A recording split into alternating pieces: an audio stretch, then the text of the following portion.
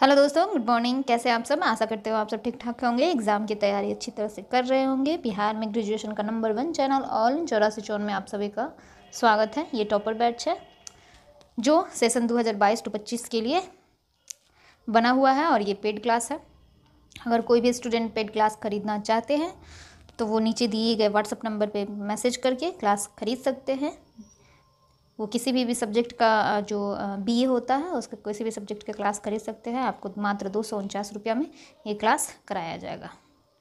ठीक है, तो देर न करते हुए अपने वीडियो की तरफ बढ़ते हैं। हमारा क्वेश्चन है, सामाजिक धार्मिक सुधारों के क्षेत्र में आर्य समाज की उपलब्धियों की आलोचनात्मक वर्णन करें। यानी कि सामाजिक, हमारे देश में बहुत सारे सामाजिक और धार्मिक सुधार हुए, क्योंकि हमारा समाज जो अभी जिस परिस्थिति में है वो पहले वैसी नहीं थी और इसमें सुधार हुआ, जिसकी परिणाम स्वरूप आज का समाज बना हुआ है। ठीक है, तो इसी बारे में पूछ रहा है कि इस क्षेत्र में आर्य समाज की क्या उपलब्धियां रही हैं, इन्होंने क्या क्या काम किया, इसके बारे में आप बताइए। ठीक है, इनका वर्णन करना है, वो भी आलोचनात्मक।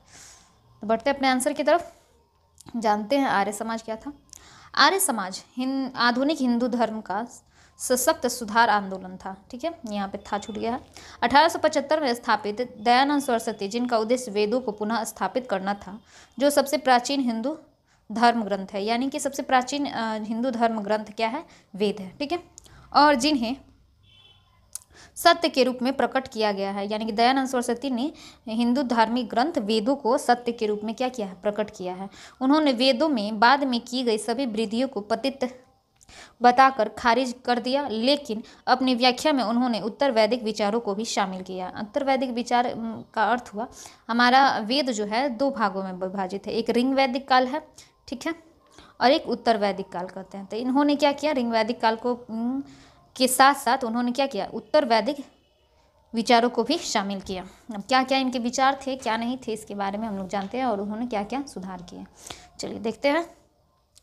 19वीं सदी की शुरुआत में सामाजिक और धार्मिक सुधार आंदोलनों की तत्काल आवश्यकता प्रदर्शित होने लगी। यानी कि 19वीं सदी की शुरुआत जब हुई है, यानी कि 1800 ईस्वी में, ठीक है, 19वीं सदी इसे ही कहा जाता है। 1800 ईस्वी 100 साल पीछे चलता है। ठीक है, 18 होगी तो 19वीं कहलाएगी, 17 होगी तो 18वीं कहलाएगी, है ना। चलिए, आवश्यकता प्रदर्शित होने लगी। यह पश्चिमी संस्कृति, शिक्षा और अन्य पहलुओं के संपर्क के जवाब में पैदा हुआ। उस समय भारतीय इतने शिक्षित और जागरूक नहीं थे कि वे स्वतंत्रता और सामाजिक जिम्मेदारियों की आवश्यकता समझ सके। यानी कहने का अर्थ है कि हमारा देश पहले क्या था? गुलाम था, और जब गुलाम हुआ तो पश्चिम के लोग, अंग्रेजों ने हम लोगों को गुलाम बनाया था, हमारे देश को गुलाम बनाया था, और वहाँ की सभ्यता जो थी काफ़ी विकसित थी। लेकिन हमारे देश की सभ्यता अभी विकसित नहीं हुई थी। इनकी सभ्यता 15वीं 16वीं सदी में ही विकसित हो चुकी थी।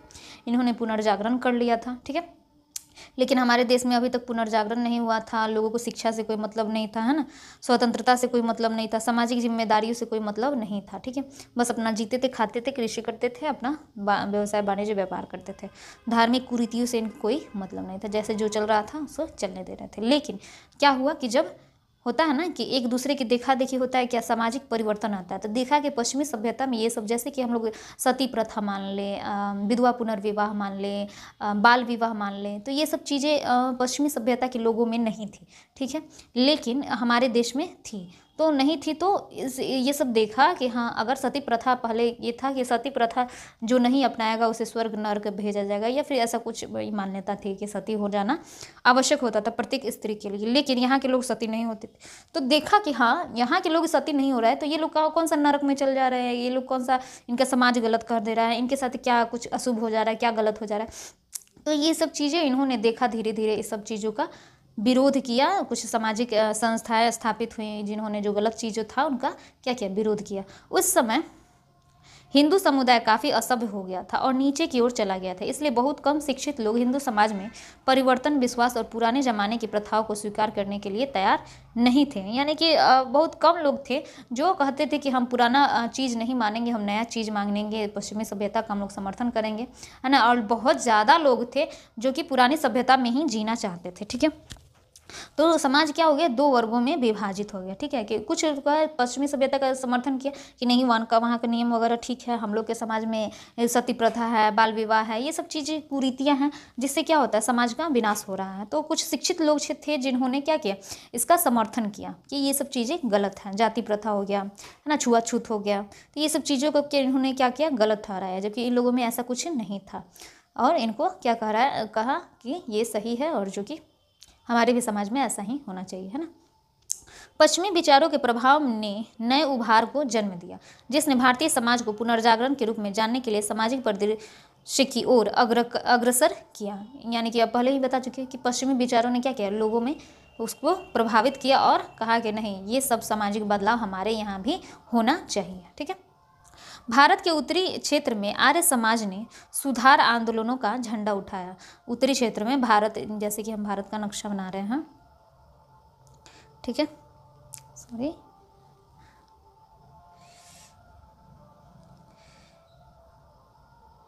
ठीक है, ये भारत हमारा उत्तरी भारत हो गया। तो यानी कि आर्य समाज का जो स्थापना हुआ ये इधर ही हुआ, उत्तरी भारत में, ज़्यादा दक्षिण भारत में, इधर दक्षिण भारत में नहीं हुआ। आर्य समाज की स्थापना जो हुई इधर उत्तरी भारत में हुई ज़्यादातर, और यहाँ के लोग ही सबसे पहले आंदोलन किए, इन्होंने ही लोगों को जागरूक हुए, है ना। दयानंद सरस्वती आर्य समाज के संस्थापक थे। आर्य समाज के संस्थापक जो थे ये दयानंद सरस्वती थे, जिनका उद्देश्य भारत में हिंदू धर्म को मजबूत और सुदृढ़ बनाना था। उन्होंने मूर्ति पूजा की प्रथा के खिलाफ हथियार उठाए।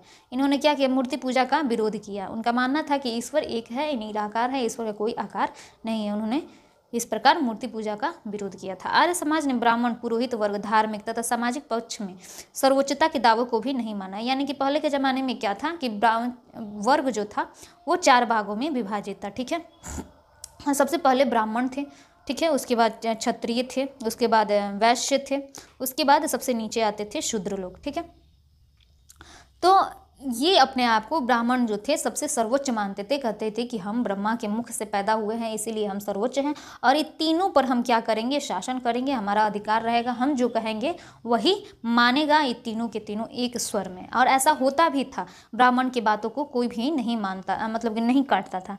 तो इस चीज़ को क्या किया, आर्य समाज ने इस सब चीज़ को ख़त्म किया, कहा कि नहीं, सभी मनुष्य एक हैं, सभी को ईश्वर ने जन्म दिया है, और सभी की सामाजिक स्थिति क्या है, बराबर स्थिति, भले बराबर हो या ना हो, लेकिन आत्मसम्मान और स्वाभिमान सबकी क्या है, बराबर होनी चाहिए, और है भी, है ना।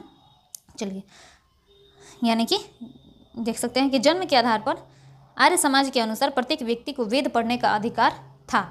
यानी कि होता था पहले क्या कि वेद ब्राह्मण ग्रंथों में या फिर ब्राह्मण लोगों के ब्राह्मण समाज में क्या था, उनका ये था कि आप स्त्री हैं तो आप वेद नहीं पढ़ सकते हैं, आप शूद्र जाति के हैं तो भी वेद नहीं पढ़ता। यानी कि ये 2 वर्ग, आप स्त्री हैं या चाहे आप ब्राह्मण हो, क्षत्रिय हो, वैश्य हो, कोई भी जाति के हो, आप स्त्री हैं तो वेद नहीं पढ़ सकते हैं, और आप शूद्र हैं तो वेद नहीं पढ़ सकते। ये दोनों को वेद को पढ़ने की मनाही थी।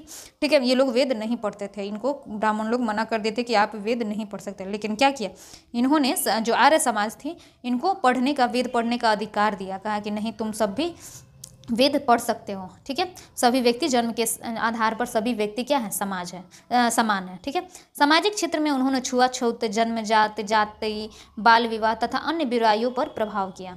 ठीक है, पर प्रहार किया। इन्होंने सामाजिक क्षेत्र में उन्होंने छुआछूत को खत्म किया, जन्मजात, जाति, जो जाति आधारित, जैसे कि हम बताए हैं कि 4 वर्गों में विभाजित था, इनका खंडन किया, और बाल विवाह तथा अन्य बुराइयों पर भी क्या किया, इन्होंने प्रहार किया, यानी कि इनकी आलोचना की कि ये सब चीज़ें सही नहीं है ना। भारत में सामाजिक इतिहास में आर्य समाज ने पहली बार शुद्ध तथा स्त्री को वेद पढ़ने, ऊंची शिक्षा प्राप्त करने, यज्ञ करने तथा ऊंची जाति के पुरुष के बराबर अधिकार प्राप्त करने के लिए आंदोलन किया। इन्होंने क्या किया, आर्य समाज ने कहा कि नहीं, स्त्री भी वेद पढ़ेगी, वो ऊंची शिक्षा प्राप्त करेगी और यज्ञ भी करेगी, और ऊंची जाति के पुरुष या ब्राह्मण के बराबर भी बैठेगी, और साथ में अपने अधिकार का ग्रहण करेगी या उपभोग करेगी। तो ये सब चीज़ें इन्होंने, इन सब कुरीतियों को क्या किया, इन्होंने ठीक किया, और ये सब कुरीतियाँ को खत्म किया जो कि पहले से था, है ना। आर्य समाज ने स्त्रियों की स्थिति सुधारने के लिए सर्वाधिक प्रयास किया। महिलाओं से संबंधित प्रत्येक बुराई, बाल विवाह को हेय मान, बाल विवाह, विधवा को हेय मानना, पर्दा प्रथा, दहेज प्रथा, बहुविवाह, वेश्यागमन, देवदासिया इत्यादि का विरोध किया। इन्होंने ये सब चीज़ें जो भी थी इनका इन्होंने विरोध किया। ये सब उस वक्त के समाज में बुराइयां थी, ठीक है। उनके अनुसार केवल व्यवसाय के आधार पर कोई व्यक्ति ब्राह्मण, क्षत्रिय, वैश्य व शूद्र हो सकता है, परंतु इन चारों वर्णों में कोई घृणित या अस्पृश्य नहीं हो सकता। हाँ, व्यवसाय आप कर रहे हैं, व्यवसाय के आधार पर उन्होंने कहा कि हाँ ये सब मान सकते हैं कि हाँ व्यवसाय उनका अलग अलग है, तो ये सब वर्ग हो सकते हैं। लेकिन अगर आप ये कहिए कि हम ऊंचे हैं और ये फलाना नीचा है, तो ये कहाँ तक सही है?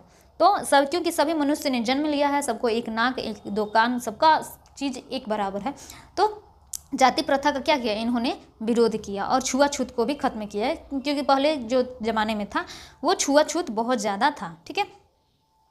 भारतीय संविधान में अस्पृश्यता का अंत तथा स्त्री पुरुष के बराबर अधिकार आर्य समाज के उपदेशों के कारण वर्णित है। आज भी भारतीय संविधान में अस्पृश्यता का अंत का ये नियम है अनुच्छेद 17 में, ठीक है। आज आप किसी को कह ना दीजिए कि हाँ ये फलाना छोटी जाति का है, हमको छू दिया, तो वो तुरंत जाके थाना में कंप्लेन करेगा, थाना 24 घंटे के अंदर इनको ले जाकर जेल में बंद कर देगी। तो ये चीज़ें कहाँ से हमारे संविधान में आर्य समाज के बदौलत ही आई कि आज कोई भी छोटे जात को, नीची जात को उसके नाम से नहीं पुकार सकता है, मतलब जाति के नाम से नहीं पुकार सकता है। उनको छुआछूत कह देना एक बार कि हाँ तू हमको छुआ तो हम तुमसे छुआ गए या अपवित्र हो गए, देखिए क्या होता है।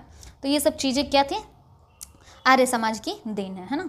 आर्य समाज ने हिंदू धर्म में फैली अनेक आडंबरों, कर्मकांडों, जादू टोना, झाड़ू फूक, कुरीतियाँ व झूठे विश्वासों का खंडन किया तथा बताया कि मानव सेवा सबसे बड़ा धर्म है, और कहा कि हमें तर्क के आधार पर विवेकपूर्ण जीवन जीना चाहिए। अर्थात कहने का अर्थ ये है कि जो सही है वो उसको सही मानना चाहिए, जो गलत है वो गलत मानना चाहिए, ठीक है। और विवेकपूर्ण अंधा विश्वास नहीं करना चाहिए कि हाँ जो सही कह रहा है वही सही है, ठीक है। अपना अपना तर्क होना चाहिए, है ना। यद्यपि इस आंदोलन का बाह्य स्वरूप वैदिक परंपराओं की पुनः स्थापना करता था, परंतु वस्तुतः आर्य समाज ने आधुनिक ज्ञान तथा तर्क को अपनाया। यानी कि आर्य समाज क्या था? आधुनिक ज्ञान को, जो अभी वर्तमान में चल रहा है उस परिस्थिति के हिसाब से जो सही था उन्होंने उसको अपनाया, आधुनिक तर्क को अपनाया, है ना। आर्य समाज के सिद्धांत सर्वप्रथम बम्बई में गठित किए गए थे, बाद में लाहौर में 1977 में पुनः संपादित किया गया, जो इस प्रकार है। पहले तो बम्बई में गठित किया गया और बाद में 1977 में पुनः इनको संपादित किया गया, ठीक है। अब क्या क्या संपादित किया गया इसको हम देखते हैं। विद्या सत्य है तथा विद्या की आदि मूल परमेश्वर है, यानी कि विद्या जो है, जो ज्ञान है वो क्या है? सत्य इन्होंने माना है, और इसके आदि मूल कौन है? परमेश्वर यानी कि ईश्वर है।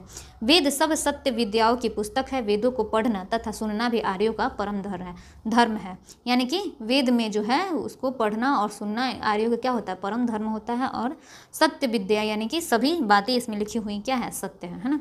सत्य को ग्रहण करने और असत्य को त्यागने में सर्वदा उद्यत रहना चाहिए, यानी कि सत्य को हमें ग्रहण करना चाहिए। सत्य का, यहाँ पे सत्य का अर्थ ये है कि सही चीज़ जो सदाचार गुण है उसको ग्रहण करना चाहिए, और असत्य यानी कि बुराई को क्या हमेशा त्याग देना चाहिए। सब कार्य तर्क के आधार पर धर्मानुसार करना चाहिए, यानी कि धर्म के अनुसार सभी कार्य करना चाहिए। संसार का उपकार करना आर्य समाज का मुख्य उद्देश्य है, यानी कि संसार में जो भी हम कार्य करते हैं, जो भी हमारा जो कर्तव्य होता है, कार्य होता है, उसमें क्या होना चाहिए? संसार की भलाई होना चाहिए, उनके लिए उपकार होना चाहिए, है ना। सबसे प्रीतिपूर्वक यथानुसार धर्म युग व्यवहार करना चाहिए, यानी कि सबसे प्रेम से रहना चाहिए, धर्म युग व्यवहार करना चाहिए। अविद्या का नाश और विद्या की वृद्धि करनी चाहिए, यानी कि अज्ञान का नाश करना चाहिए और ज्ञान की क्या करनी चाहिए? वृद्धि करनी चाहिए। प्रत्येक को अपनी उन्नति से संतुष्ट नहीं रहना चाहिए, नहीं रहना चाहिए। ये नहीं, यहाँ पे नहीं होगा। प्रत्येक को अपनी उन्नति से संतुष्ट रहना चाहिए तथा सभी की उन्नति को अपनी उन्नति समझना चाहिए। अर्थात कहने का अर्थ है कि आप जितना उन्नति की है उससे आपको संतुष्ट होना चाहिए। होता है क्या कि आप देखिएगा कि हाँ मेरा उन्नति हो गया, मेरा घर बन गया, तो दूसरा अगर पड़ोसी घर बनता है तो कुछ लोग वो भी जलने लगते हैं कि हमारा तो बन गया ठीक है, लेकिन इसका क्यों बन रहा है ना। तो ऐसा चीज़ नहीं करना चाहिए, है ना। तो अपनी उन्नति के साथ साथ दूसरों की भी उन्नति को में अपनी उन्नति समझना चाहिए, ठीक है। सभी मनुष्य प्रत्येक हितकारी नियम में स्वतंत्र हैं, ठीक है।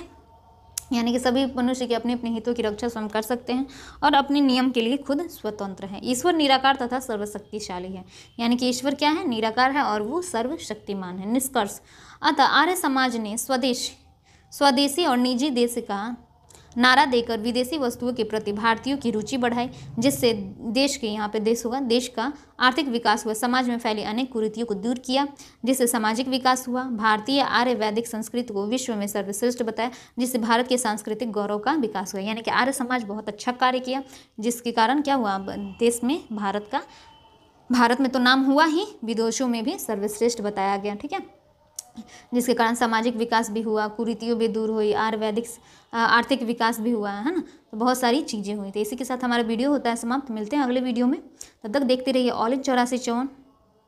और सबसे पहले हम आपको बता दें कि जाते जाते बता दें कि आप जो ये क्वेश्चन दिया जा रहा है आप उसको कॉपी में नोट डाउन अवश्य कीजिए, इससे आपको लिखने का प्रैक्टिस होगा। ठीक है, आप टाइम देख कर लिखने का प्रयास अभी से शुरू कर दीजिए, ताकि आपको एग्ज़ाम में ज़्यादा दिक्कत नहीं होगी। लिखने से फ़ायदा ये होगा कि एक तो आपकी राइटिंग बैठेगी और सुधरेगी, और दूसरा चीज़ कि आपको लिखने का एक्सपीरियंस होगा, तो एग्ज़ाम में ज़्यादा समय नहीं लगेगा। ठीक है, मिलते हैं अगले वीडियो में, तब तक के लिए जय हिंद, जय भारत।